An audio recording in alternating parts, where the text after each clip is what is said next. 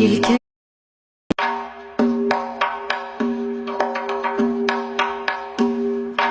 Yelkangni tut jon bolam, asta boshim qo'yayim.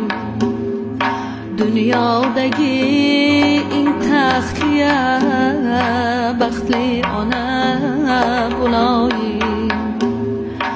O'g'il tug'ib kerilib yurish shunday bo'larkan, bo'ylaringga termulib ko'zlar yoshga to'larkan, bo'ylaringga termulib ko'zlar yoshga to'larkan.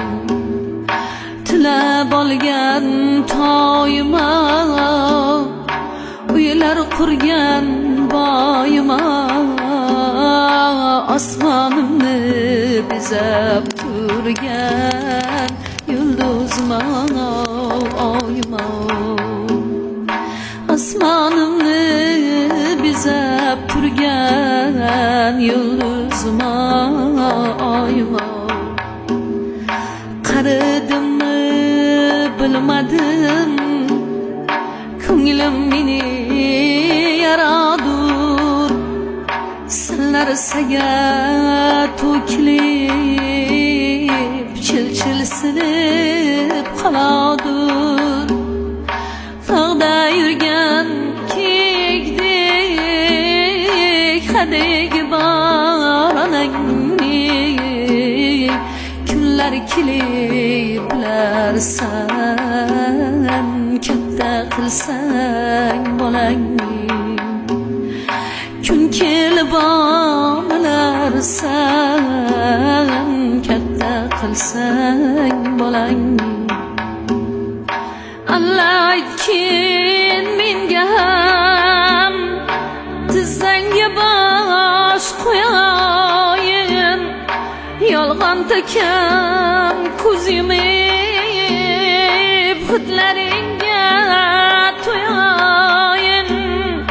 Uzoqlashma jon bolam, ko'rmay qolsam o'larman.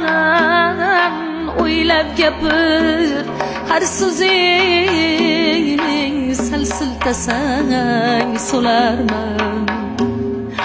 O'ylab gapir, har so'zing sal siltasang so'larman.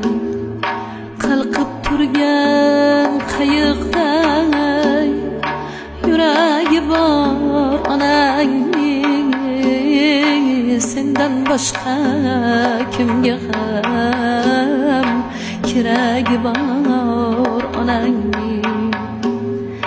Sendan boshqa kimga ham keragi bor onangning. Shoyi ko'ylak obermaya, chiroyi endi topilmas.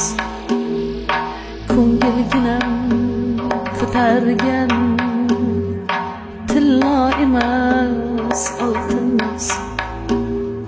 Jahon onam deganing zarlargayam topilmas.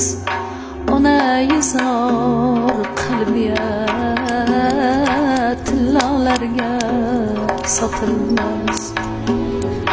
Ne kunlarni ko'rmagan yuragi bor onangni, sendan boshqa kimga ham keragi bor onangni.